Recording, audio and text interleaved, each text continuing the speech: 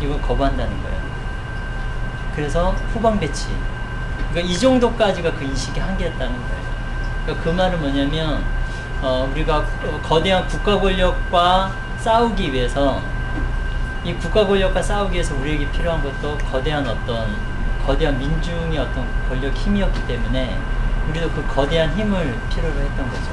그런데 그런 과정 속에서 자연스럽게 굉장히 많은 국가주의적인 전체주의적인 획일화된 사고 체계가 우리에게 안에도 있다. 그래서 그런 게 이제 최근 들어서 다양성과 소수자의 문제가 우리 사회에 이제 나오면서 이제 이런 것들에 대한 다양한 스펙트럼이 나오잖아요. 마찬가지로 그런 것 같아요. 그러니까는 어떤 성적 소수자 문제에 대해서는 진보적이지만 군대 문제에 대해서 이 병역법 문제에 대해서는 보수적인 사람도 있는 것 같고 또 이런 뭐 국가범법 문제에 대해서는 굉장히 진보적인 목소리를 갖고 있지만 또 한편으로 군대 문제에 대해서는 그런 보수적인 시각을 갖고 있는 이만큼 이제 우리 사회가 다양화 이제 됐다는 건데 병역거부자 문제가 그래서 굉장히 여전히 하나는 소수자의 문제이고 많은 사람들이 인식이 안 돼 있는 문제인 것 같긴 해요. 그래서 이제 많은 정보들이 알려져야 되고 저는 그 정보들이 많이 공유되는 과정에서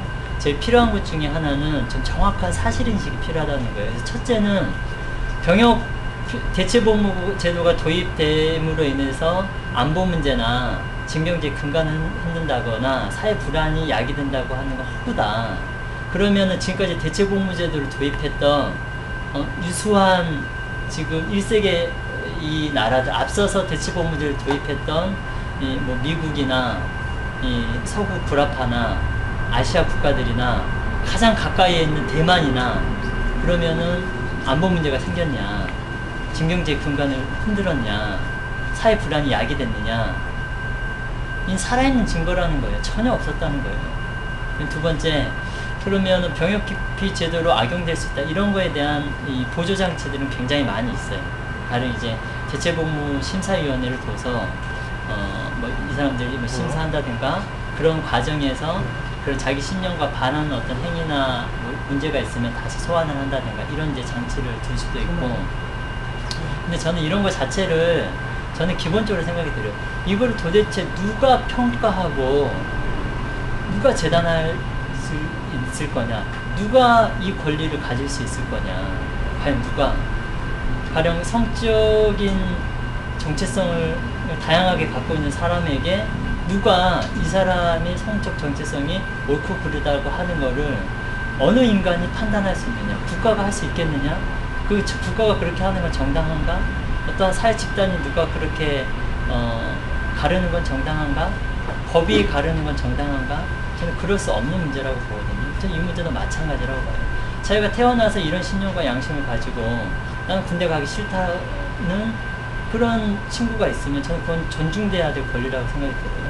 그게 저는 병역의 의무보다 우선하는 인간으로서 당연히 가져야 될 가장 기본권 중에 하나라고 생각이 들거든요.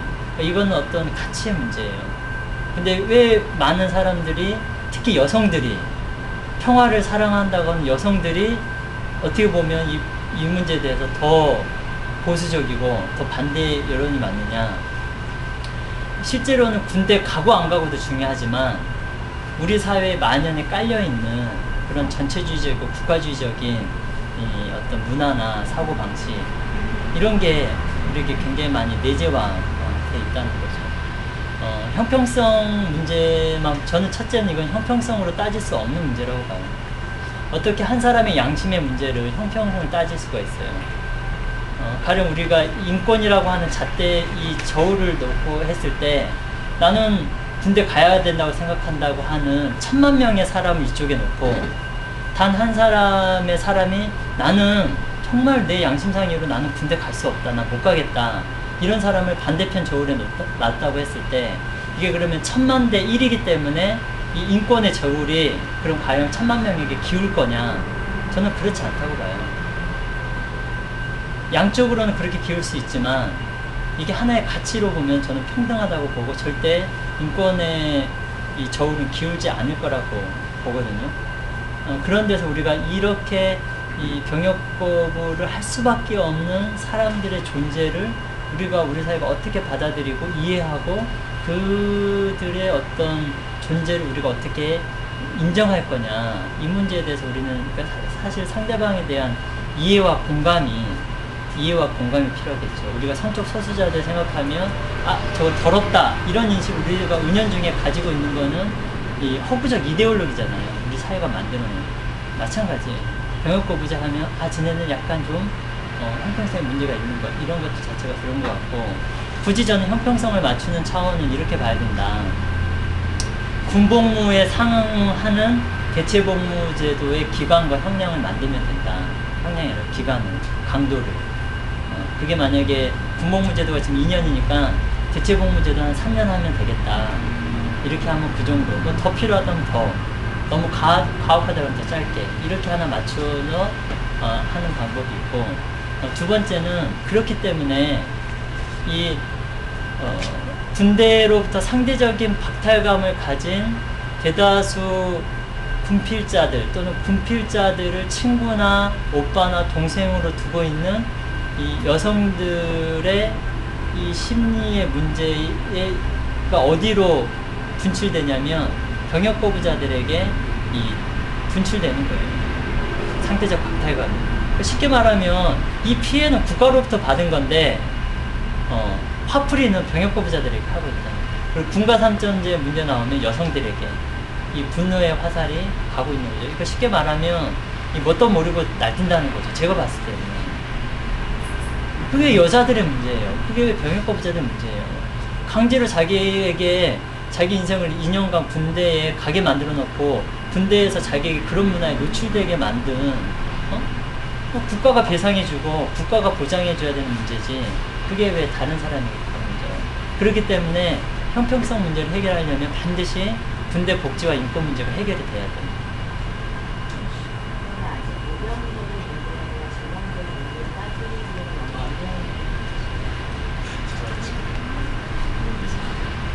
이거 잠깐만.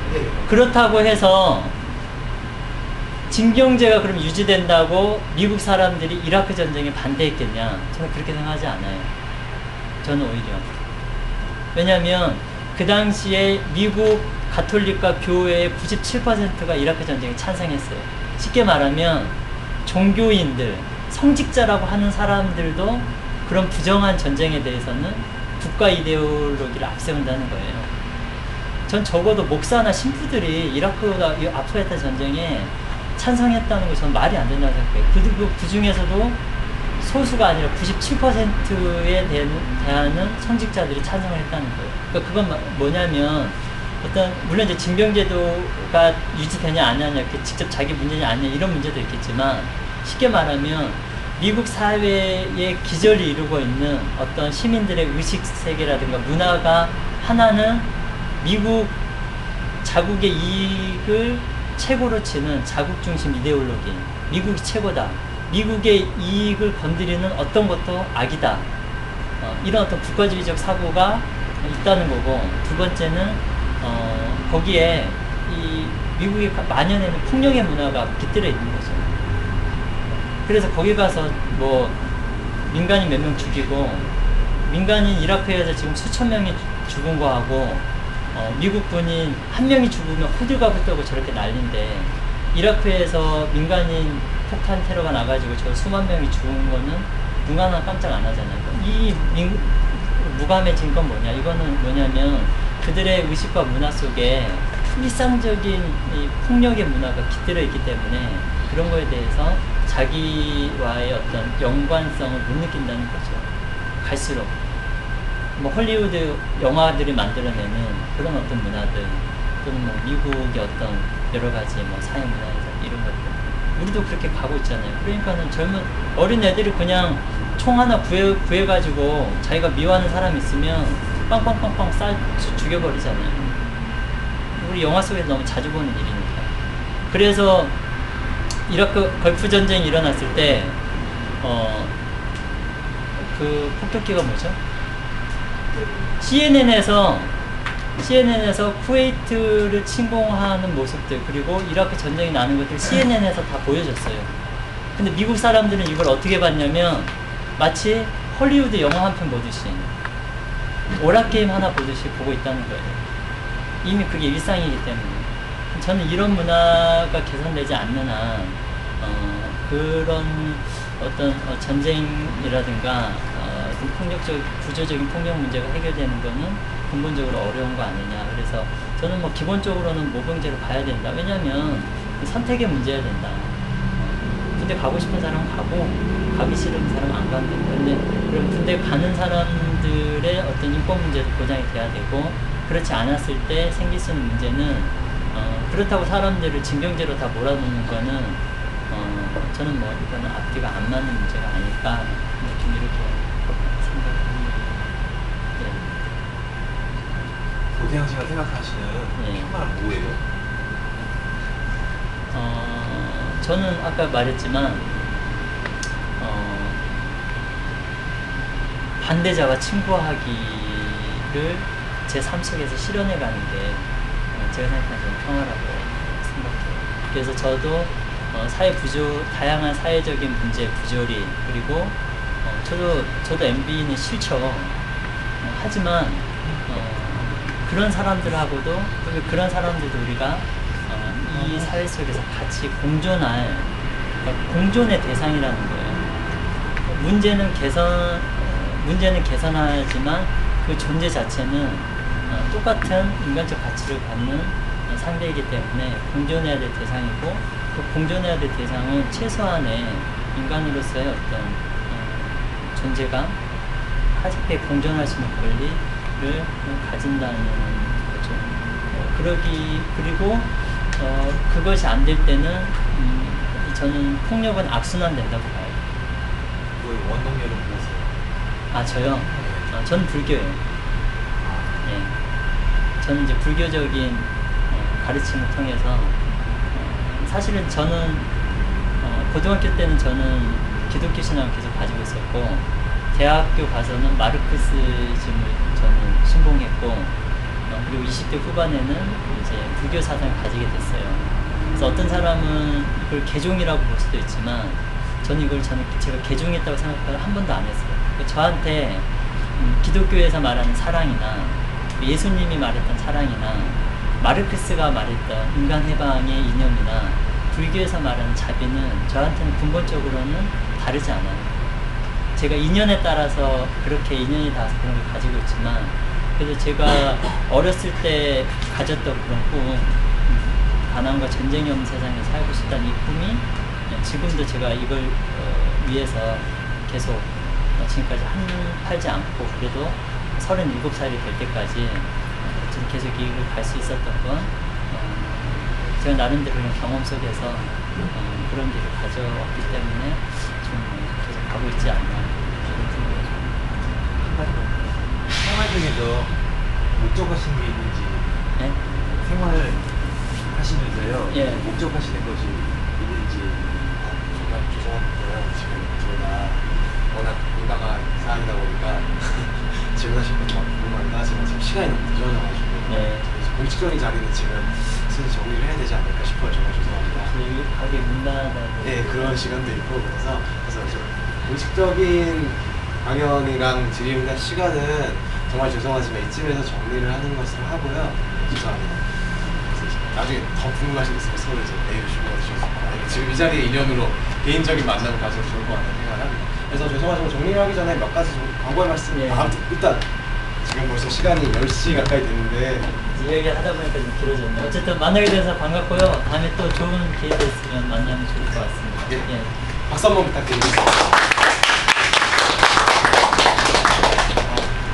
정리를 하기 전에 좀 두어 가지 정도만 광고를 드릴게요. 일단 지금 좀 오늘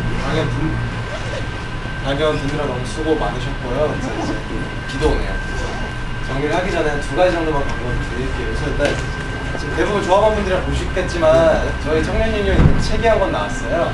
레알 청춘이라는 제목의 책인데 이제 저희 조합원들 팀을 짜서 이제 이 시대를 살아가는 청춘들을, 그러니까 뭐 특별한 청년들이 아니라 정말 평범하게 우리가 일상생활에서 볼 수 있는 청년들 인터뷰한 책이에요.